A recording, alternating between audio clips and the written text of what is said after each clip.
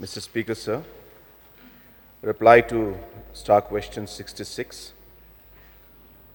Sir, stone mining and sand quarrying in the state of Meghalaya is strictly regulated in accordance with the provisions of Meghalaya Minor Minerals Concession Rules 2016 as amended till date, which is as per Section 15 of the Mines and Mineral Development and Regulation Act 1957, Central Act number 67 of 1957.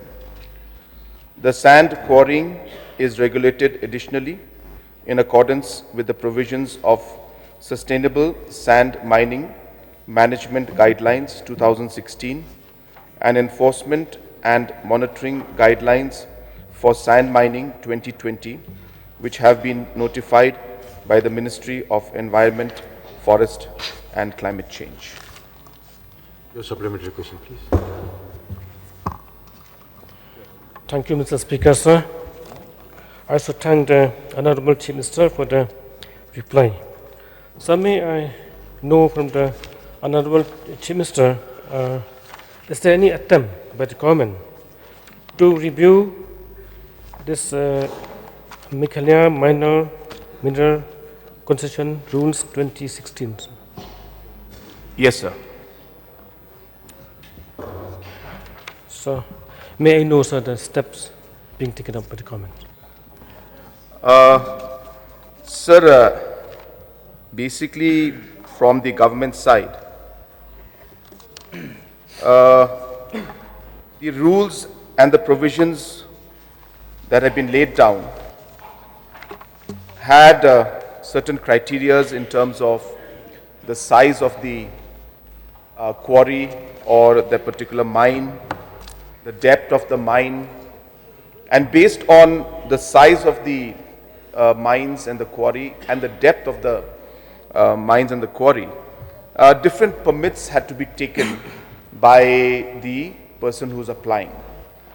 So we realized many members had come and approached me.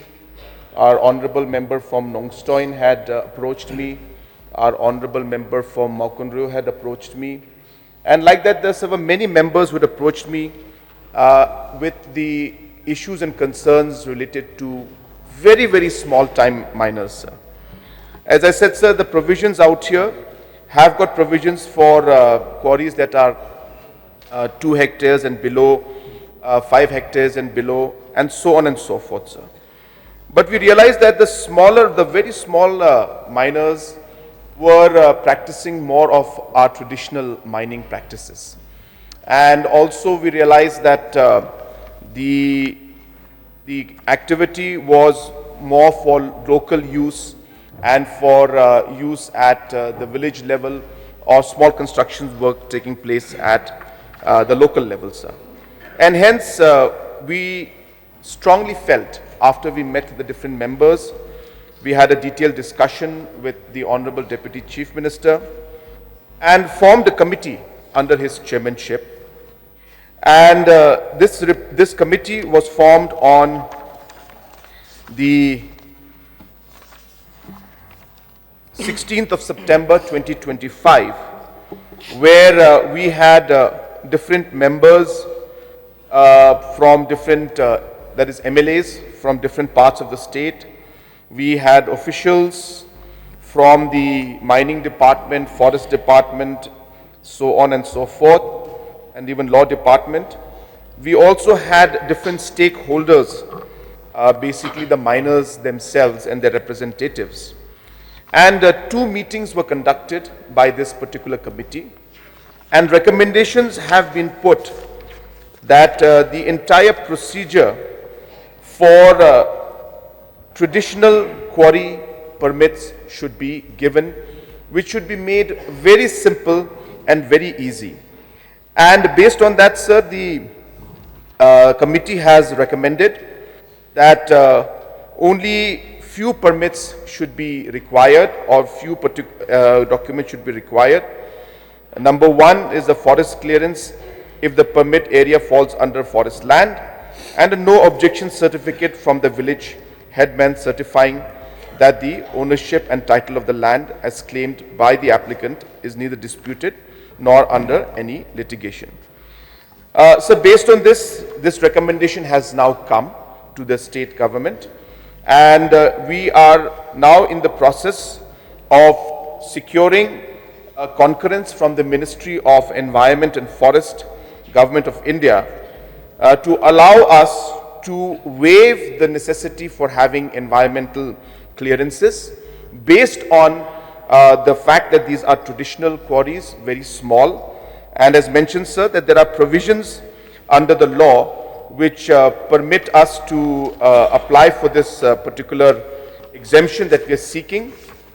As you are aware, sir, that this entire process has been put up under the Environment Protection Act of 1986, Government of India. And under this, under Section 3, the EIA, which is the Environment Impact Assessment, has been made. Rules have been made under 2006, which was then reviewed in 2016. And under those provisions of under 2016, that the Environment and Protection Impact Assessment has been put in. So there is basically an Appendix 9 in this, where there is the Section 11 of the entry 11 of this appendix, which says that activities declared by state government under legislations or rules as non-mining activity with concurrence of the Ministry of Environment, Forest and Climate Change, Government of India, those activities can be exempted from the purview of the this Environment Act, sir. So this is what the status is. We are working very hard on this, because many of our miners at the village level are facing a difficult time, because the provisions under the Act as of now and the provisions under the rules that are there, which are of course mandated by the Act, are quite difficult sometimes for our small time miners to comply with, because there's a lot of paperwork. So we have now, so in a nutshell, we are reducing the paperwork. We're bringing it down to very simple, permits, just 2 applications. One is that it's not a forest land, and number 2, the no objection from the headman. Just these 2 papers, and the permits will be granted to these people.